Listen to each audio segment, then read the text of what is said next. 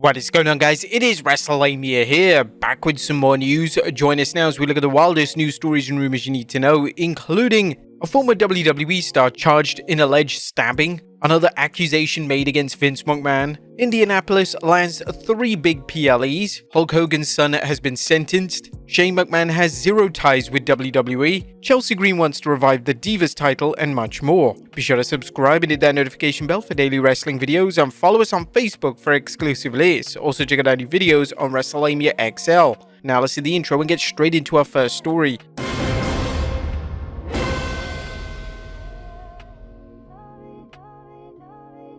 Our first story looks at another accusation made against Vince McMahon. Atop of today's news is the latest accusation against Vince McMahon. The former WWE Kingpin is currently under federal investigation and dealing with a major lawsuit from Janelle Grant, a lawsuit which many believe led to his ouster from WWE. Retired UFC fighter Chael Sonnen recently appeared on the Flagrant podcast and made some bold accusations towards Vince McMahon. I never met Vince. I know 11 people that he slept with, 8 of them women, all consenting adults, so which is the implication to the others being men?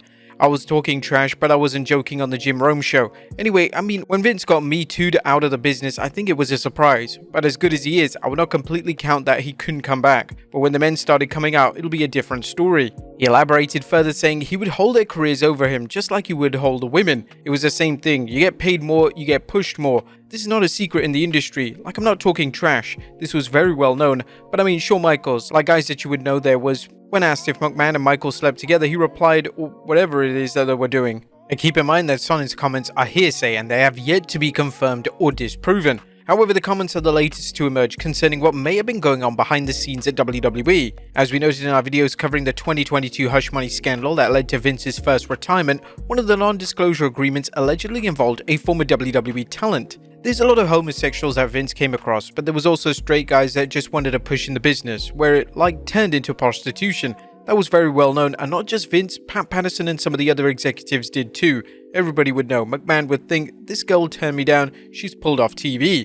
If these allegations are true, they could cause some serious harm to the WWE and perhaps the entire wrestling industry. The WWE is enjoying unprecedented success, but bad publicity could lead to a decline in the product's popularity, and more importantly, at least to TKO Holdings, a loss of blue chip advertisers and endorsement deals. What do you guys think of these accusations? Next up, Indianapolis lands 3 big PLEs. Breaking news as the city of Indianapolis has landed 3 major PLEs. Pat McAfee tweeted the news that breaking news, the WWE is officially bringing the Royal Rumble, SummerSlam, and the greatest spectacle in all of sports, Wrestlemania, to the beautiful Indianapolis, Indiana. Let's go! This news follows last week's rumors that Indianapolis' Lucas Oil Stadium was in consideration for several major PLEs. Royal Rumble will be held in 2025, while SummerSlam is currently scheduled to be held in 2026 as a 2-night event. There's no word on the date for Mania, but this is major news not only for Indianapolis, but for the WWE, which undoubtedly is getting major money for the hosting rights. Next up, rumored SummerSlam main event.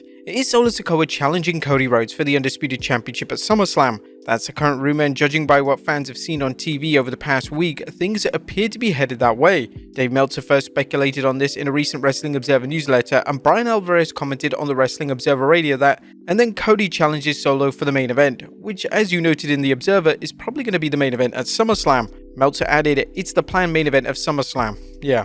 The WWE appeared to set things up when Solo Sikoa confronted Cody Rhodes after the American Nightmare's win over AJ Styles at Clash at the Castle. Solo's revelation on last Friday's SmackDown that Roman Reigns isn't coming back also cleared the way for Solo to challenge Cody, as it negated Roman's previous orders to Paul Heyman to have Solo contain Cody until Roman's return. This match seems ideal for setting up Roman Reigns' return. Meltzer speculated, I could see Roman doing the return at the end of the SummerSlam match. I could see that. What do you think? Will Roman return at SummerSlam, and if so, where do things go from there? Let us know in the comments down below. Next up, CM Punk vs Drew McIntyre bout up in the air. Or will CM Punk be cleared to compete for SummerSlam? Punk has been feuding with Drew McIntyre since the Rumble, despite Punk recovering from an injury he suffered during the men's Rumble match. However, rumor has it that WWE was hopeful Punk would be medically cleared to compete at SummerSlam, and now Meltzer is reporting it's touch and go about SummerSlam.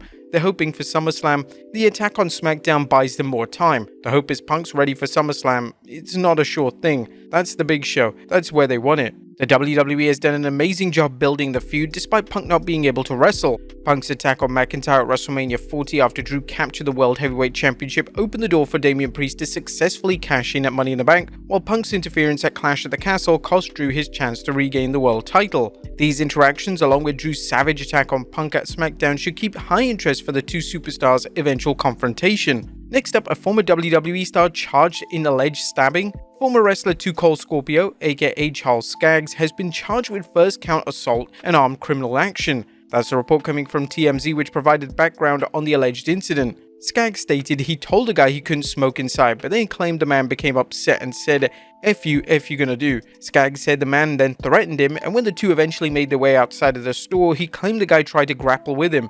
During the scuffle, Skaggs told authorities he pulled a knife from his pocket and stabbed the guy in self-defense. The wrestler said the altercation went on for several more moments, and in the squabble, he got in a few more stabs too.